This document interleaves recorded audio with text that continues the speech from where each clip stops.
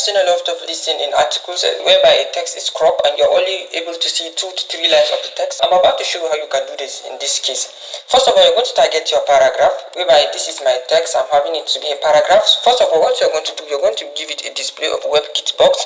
After that, you're going to give it the number of lines you want it to appear. So you're going to use a property called WebKit line clamp.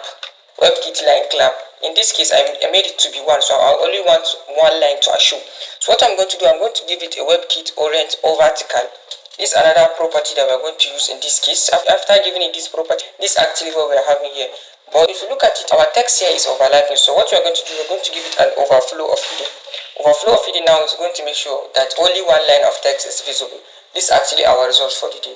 Thank you for your time. We shall meet in the next video for more tips, tricks, and insights into web development.